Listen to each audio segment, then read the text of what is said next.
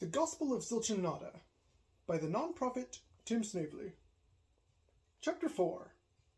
Zilch and Nada meet Bupkis and Diddley. A few billion years after their orgasmic Big Bang, Zilch and Nada continued to be amazed at how everything was turning out. Having had some post-nut clarity, Zilch asked his partner a question. Hey, I just had this thought. So we know that you came from me, right? And that you came in me, Nada said flirtingly. Zilch concurred. Yes, I did. Anyways, if you came from me, surely I came from another too, right? Nada shrugged her non-existent shoulders. I guess. Do you mean to ask if you have a father? Kind of. But we shouldn't reminisce on my creator being considered my parent. Otherwise, I would have to view you as my daughter and... Nada said in disgust. Ew, yeah, forget I said that. So who created you is what we're asking. Exactly. If I am worthy to be named God by more complex gnolls in the future, then who created God? Zilch vaguely knew the answer to this question. The question was rhetorical, and it was only asking to make conversation and to jog his own distant memory. Who could have created the creators of the universe? This question was about to be answered in full as the crescendoing sound of banjo music began playing out of nowhere. Oh God, why did we ask? Nada exclaimed in horrified anticipation. Zilch, on the other hand, reminisced on the melody with a twinge of nostalgia from his distant origin. Relax, honey. I kind of dig the vibes. Makes me want to climb a giant hill or something crazy like that. A strange new voice came out of nowhere. Well, howdy, sonny. Haven't seen you in so long. I was starting to worry that you ghosted me. How have you been? Zilch's non-existent eyes got really wide as he recalled a suppressed memory from his early years and spoke to Nada. Oh yeah, I remember now. I came from a bumfuck from bumfuck nowhere. His name is Diddley, his IQ is damn near squat, and I got so sick of his shit, I moved my mind away from bumfuck nowhere to find some peace. Diddley got solemn after hearing these harsh words coming from his son. Well, golly, Zilch. You should have at least told me how you felt about me.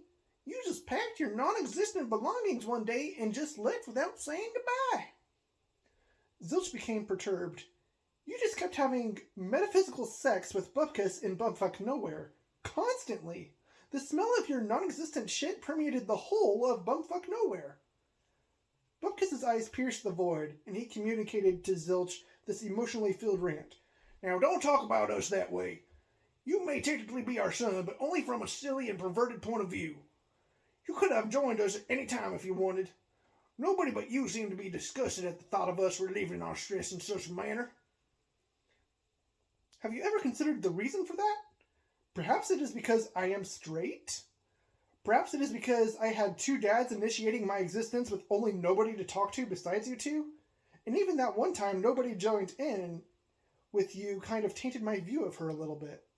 She always seemed like the alpha type, and it didn't mesh well with me to watch her get in the thick of it all. Then after a while, I found Nada in nowhere, and it worked. The two of us finally made something. Nada jumped in, curiously inquiring about the nature of these characters she was hearing of for the first time. Wait, who's nobody? This is the first time I've heard of her. This is the first I've heard of Bupkis and Diddley, too. Bupkis began to enlighten Nada on what he knew, as the charismatic hillbilly began to digress about the recessed memories of times past. Try to follow along now and listen to old Pappy Bupkis. Nobody is better than all of us. She is the whole of nothingness, a pure zero. She is the head of our nothingness clan. Back in those days, she said that nobody caused nobody, and that she came from the middle of nowhere. I was the first to split and be caused by her.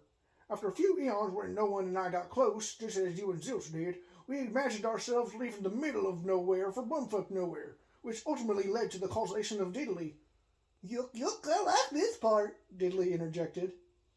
Bupkis continued. Then Diddley over here started to develop a little personality of his own. Now, the reason why I got so heated earlier at Zilch was because of his remark that Diddley's IQ was damn near squat. Now, that ain't true. He knows just as much as the rest of unique iterations of split nothingness. That's just a little thing I do to help clump everyone together who isn't nobody. Diddley was a little different from me. He's definitely queer, and I quickly found that he had a liking for me and metaphysically stuck to me harder and hotter than a cast iron skillet burnt to my flesh. Shy, if I only had any. Zilch leaned over to whisper in Nada's non-existent ear and asked her, "Should I tell Bupkis about being his own exponent?" Nada replied, "Not yet. Wait for them to start heading back to bumfuck nowhere first." Zilch continued whispering to Nada, as Bupkis was rambling on in the background. Also, if we all know just as much as the other split nothingnesses, why are they ignorant of this vital discovery to summon their existent forms? Nada said, "Good point.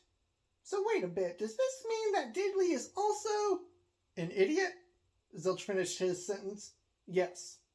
I just remembered that Bupkis used to always take Diddley for a ride, intellectually and metaphysically. It was these intellectual mindfucks that ultimately drove me away from them. Just so I'm clear, I wouldn't mind if they got physical with each other just as we did. It would probably do them some good as long as I don't have to see it." Bupkis was moderately annoyed at his talking time was interrupted. "Are y'all done a-whispering?" Nada politely replied, "Yes, sorry. Please continue." Bupkis continued, "Alrighty then. Well, a couple of eons after Zilch began existing, nobody started joining in with Diddley and I's metaphysical sexy time. Nothing came about from it, if I recall correctly. It was weird because nobody had this thing that she was always saying ever since Zilch came from Diddley and me. I must multiply. I must multiply. She never said that until Zilch existed. It was almost like she was jealous that Zilch didn't directly come from her like Diddley did. She's great and all, an appealing metaphysical lover. Sweet, but seemed to be on the verge of a psychotic breakdown. I can only hope that, if and when you do meet her, Nada, that she doesn't become fractured like the rest of us. We cannot have our head of nothingness be split like that." Diddley added, "Even I know that nobody is better than all of us. Bupkis was so happy that all three of us were together. He still talks about her all the time. Maybe nobody just needs to spend some time with another woman, because honestly, it has been a complete sausage festival in the many realms of It has been a complete sausage festival in the many realms of nuclear until you showed up, Nada." Nada said, "Thanks for the heads up." "Thanks for the heads up, Diddley. I'll be sure to use my feminine charm once I meet her. Well, it has been a pleasure meeting the two of you, but before you take your non-existent banjo and ride off into the black sunset back to bumfuck nowhere, Zilch has this gift he wanted to send you off with." Diddley was so ecstatic that his hands manifested temporarily to give off a speedy and giddy-fueled clap. Bupkis, however, was a bit more skeptical. "What gift could you possibly give us, Zilch? I've had nothing but a whole lot of nothing for my entire existence, save for Diddley, this banjo, and Hollow, our non-existent Yorkshire Terrier. Even this banjo isn't really here, although it is kind of fun having them acoustics around. What is the gift? A new type of music to follow us around? Because if that's what it is, I don't want it. Bluegrass and banjos for eternity." Zilch said, "It's even better than bluegrass. Although maybe you should try to branch out into metal bluegrass, just to shake it up a little bit. No, it is the gift of knowledge that I know that you do not have, even though you said earlier that we all have the same amount of knowledge." Diddley said, "We do, don't we?" Zilch pointed out the obvious to Diddley. If we did, then why did old Pappy Bupkis have to explain everything to Nada? Bupkis tried to defend that idea, but fell short. Because... Good point. So you have some knowledge for us. I've been around longer than you have. So what can you know that I don't? I've been around longer, so that must mean I'm smarter." "I never said that you're not smarter than me. I'm sure that there is a lot that you know that I don't know. But for now, it is just that I have a higher quality gift of knowledge that I now wish to bestow upon you. You may have a lot of knowledge on how to get metaphysical with Diddley, but what if I told you that there was a way that you could get physical with Diddley instead? Bupkis perked up and leaned in to ask, Skin, did you figure out how to give ourselves an objective form? Oh yeah? Prove it! Zilch! Zilch! Bupkis exclaimed, Holy buttholes! It's my sonny's bum! My bum of a son has a bum! Stop calling me son. I already told you it is weird. But that's not all. Watch this. Ready, Nada? Zilch. Nada! Bupkis gave a shout of giddy. Yahoo! Zilch, you're a genius. So this is how you guys successfully made all the nulls, huh? Zilch said, Yep. But she's a little shy in this form. She doesn't like me getting googly-eyed over her beautiful form. Nada. Bupkis! Zilch disappeared, and Bupkis appeared alongside Nada. Zilch's voice permeated the infinitely white landscape. Hey, don't touch her! She's my partner! Nada was not amused. I was trying to disappear, jackass! Bupkis tried to justify his actions. Easy there, girlie. I was just trying to see how I looked. How do I look? Zilch replied, like a father time who has never trimmed his beard or combed his hair. Diddley added these kinder adjectives to his partner's description. Hey, I'd fuck him. You look capable of some wild and crazy sex stunts, Bupkis. Nada. Diddley! Bupkis disappeared, and Diddley appeared next to a very annoyed Nada. Diddley expressed a middle-length, healthy and well-maintained head of hair, a half-erect dick, and a vacant pair of eyes. Zilch, damn it! Just let me disappear! Nada. Poor Diddley said, Hey, where'd my sexy Bupkis go?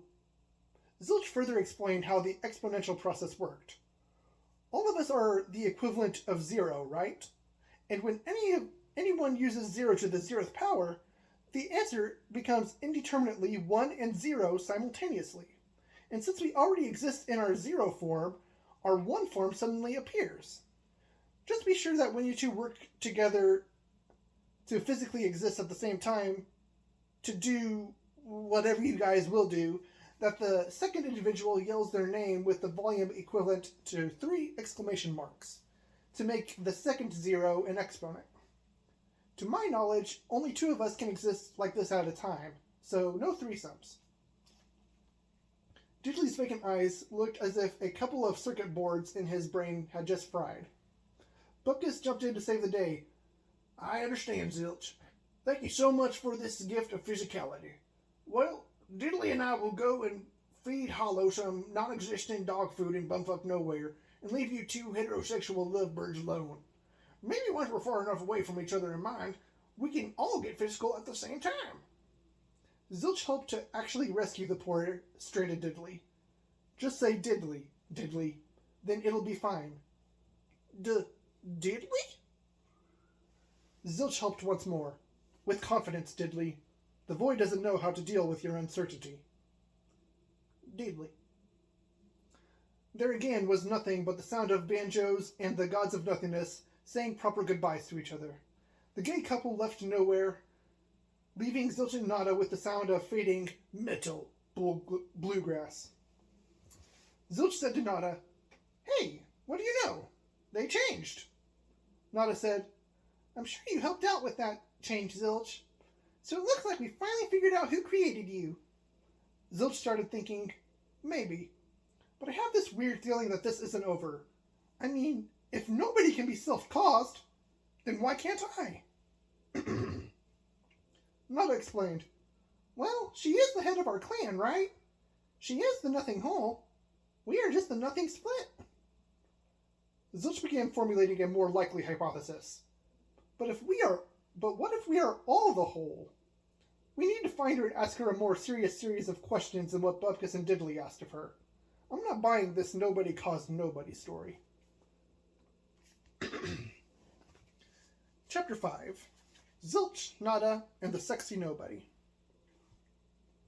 While Zilch and Nada were watching their little baby ape gnolls grow up from nowhere a few million years ago, nobody was looking to pay Zilch a visit.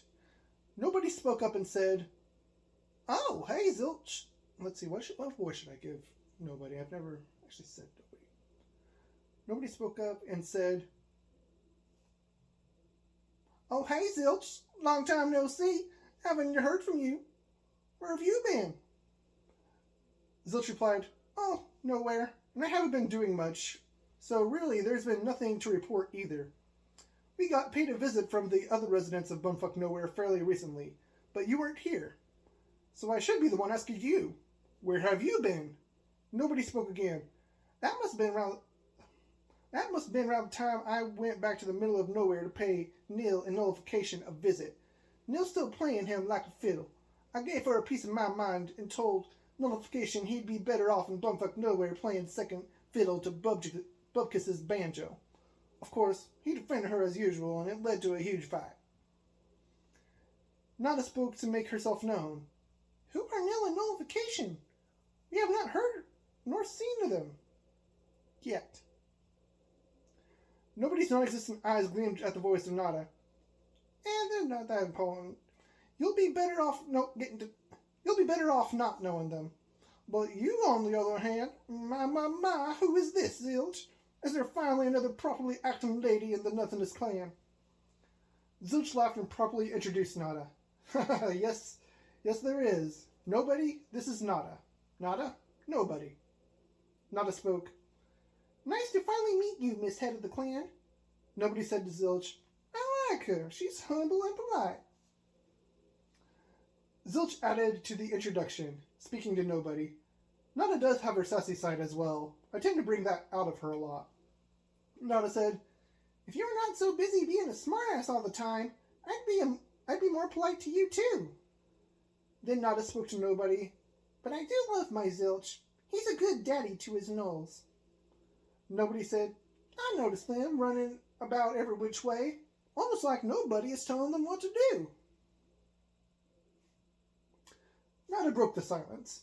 "So, nobody, we have been wondering ever since Bubkiss's visit, who caused you?" "Nobody caused nobody. I am the self-causing cause. You're welcome, by the way." After a small bout of small talk and getting to know each other, Zilch had an enlightening epiphany. The gnolls are who are going to cause nullification. Everything fits. Why nobody is so independent, why we've never met Nil in nullification, and why nobody thinks they're not that important. Nada. We are the Alpha, and they are the Omega, and nobody plays a big part in facilitating the cycle of everything back to us. Nobody sighed and gave up what she knew. "In a sense, you're right. I didn't lie, though. From a certain point of view, any one of us from the Clan of Nothingness can be seen as either the first or the last, and thus we all caused ourselves. We are all split, and we are all whole. From the point of view you stumbled across, I was caused by Nil and nullification. I am their daughter, and that's the way I view it. I know I tend to get around sexually amongst the clan, but I absolutely refuse to give Nil the satisfaction of having her way. So I decided to keep her out of the tale of my causation. I nurtured myself to become who I am, a strong, independent, black-bodied woman." Nothing, Bupkis, Diddley, and Zilch see me that way, and Nada, I hope you can see me that way too. Nada comforted and assured nobody. "I don't know the whole story, but I can tell you that I do see you that way, nobody. We'll be here in Nowhere to listen if you ever want to talk about it." Nobody was happy to hear Nada's acceptance of herself being the way she was. "Thank you, Nada. That means a lot to me. Oh yes, I just remembered why I showed up here in the first place. So after I got back to Bumfuck Nowhere from the middle of nowhere, I actually saw Bupkis and Diddley getting physical with each other. And I was like, Well, this is the first. How the heck did this happen? Then Buckus explained that he and Dinley visited you in nowhere, and how Zilch told them how some secret knowledge to manifest. How Zilch told them about some secret knowledge to manifest themselves, but he didn't tell me. So I decided to follow up with you and to see if we can do some more research into this phenomenon. You know what I'm saying? Zilch spoke for himself. Sure. Any objections, Nada? Nada seemed slightly enthusiastic about the endeavor. I am actually kind of curious about what Nobody looks like. Let's start with her by herself, and we'll go on from there. Zilch told Nobody everything he knew. Then an excited Nobody stated, "All right, let's give it a shot. Nobody! Nobody manifested in nowhere for Zilch and Nada to observe. She had a short head of hair and breasts that evenly protruded from her form. Her arms were initially crossed, but she soon moved her hands down to her womanly hips in a more confident position. Her vagina was covered by a limp but noticeably intact member. Nada records her finding. Well, she's both? Wow, I didn't know the clitoris could get that big. I mean, there have been some gnolls who have had some genetic altercations, and the hyena gnolls are built that way naturally, but Zilch, damn, girl, that's a full-blown dick that rivals Zilch's. Have you ever used it? Nobody said, only metaphysically, but yes, I can use it. I am the head, after all. However, this is my first time seeing it too, and I have this insistent need to try and multiply that is rising up in me again. So now it appears that it is time for some of that research, Zilch. We're going to try to figure out how to get all three of us to manifest at the same time. Any ideas? Nobody's clitoris started stiffening up, and it simultaneously distracted and motivated Zilch to find a solution. Well, we could try nobody over Zilch Nada. 0 to the 0th power divided by 0 to the 0th power. Let's try that to see what happens. Nobody asked Zilch, wait, who says over, me or you? Zilch replied, I'll say it. Go. Nobody. Over Zilch. Nada manifested laying down next to Nobody, but Zilch didn't. Nobody started flirting with Nada. What a beautiful woman you are, Nada. That luscious hair, and those deep-gazing eyes. Oh, how could I get lost in those pure eyes, those soft-looking skin? You're a lucky one, Zilch. Nada was not embarrassed by Nobody's remarks. It felt correct somehow, as the thought resonated with her inner being. And Nada just looked up at Nobody with a smile and mustered up words of a similar caliber. Your eyes also have a depth of mystery to them, Nobody. They gaze into the void like somehow you know the unknown, but cannot fully grasp it. And yet you enjoy the thrill of chasing after it. Am I right? Nobody fixated her eyes upon Nada, first to give her the assurance that she herself knows things no one else does, but soon looked away upon the self-awareness that she herself has more to learn.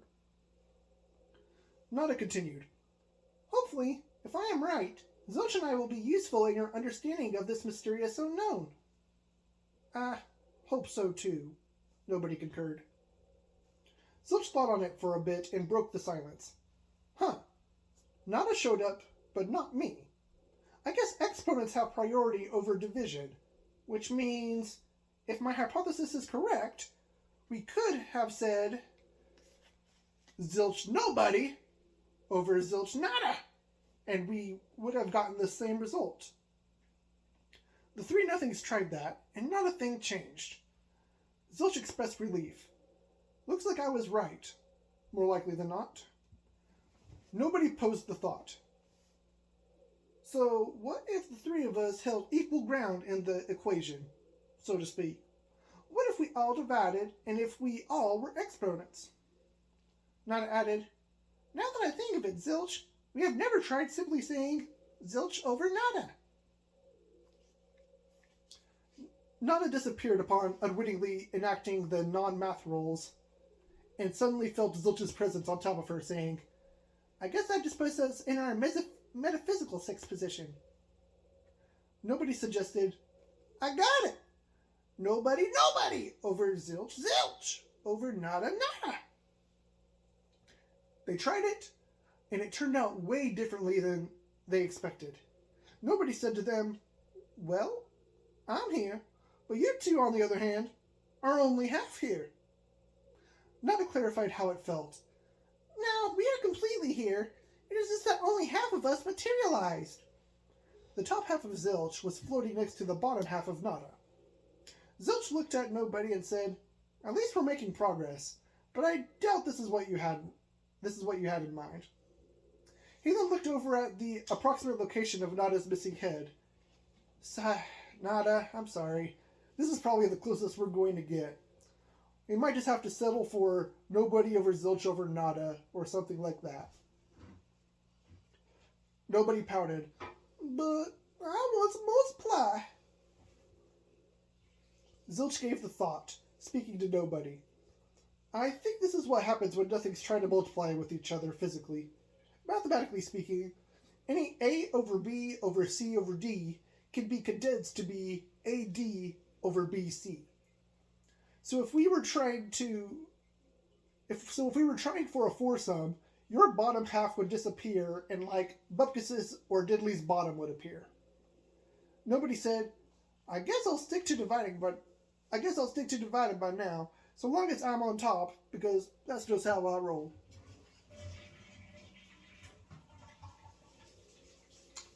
Zilch said, well, what happened to that research spirit we saw from you earlier? What if there was a way we could appease your insatiable will to multiply if you first submitted yourself to be on the bottom?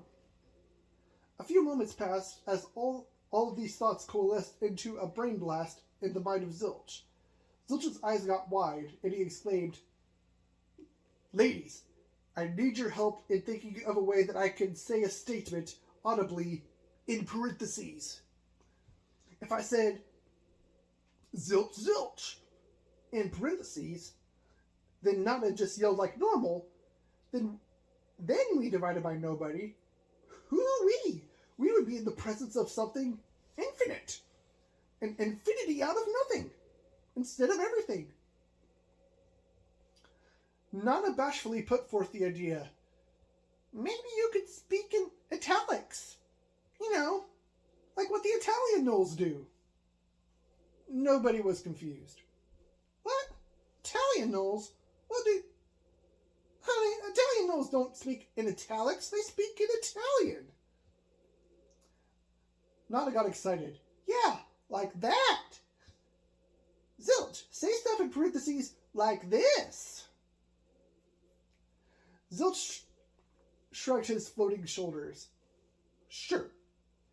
So the phrase is, Zilch, Nada, over Nobody. Or 0 to the 0th power, to the 0th power, over 0. Which will make 1 over 0, which will make infinity. Nobody pointed out, couldn't we just cut out the parentheses and say, Zilch, Nada, over Nobody, to get the same thing? Zilch was stunned at the simplicity of the solution. Yes. Let's do that instead. Ready? Zilch. Nada! Over Nobody. Out of nowhere, suddenly towered Egos, a pure white, infinite god of somethingness that could be seen by the pitch-black Nothingness clan, but not to the gnolls. Nobody was amused at the size of his dick.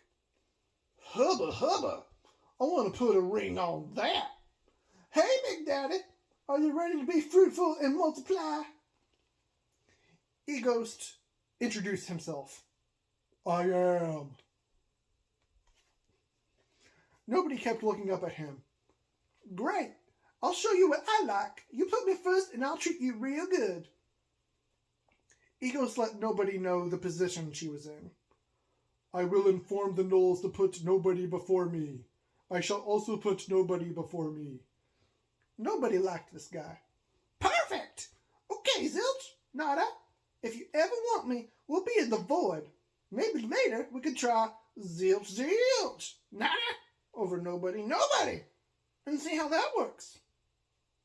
Zilch thought as he waved his non-existent hand to say goodbye to the head. But she was already lost, deeply fawning and radiating her black body all over Egos. Zilch digressed in thought. Shoot, I would have manifested safely inside the parentheses, and you and her would have manifested with your own exponents like normal. That would work. Oh well, maybe next time.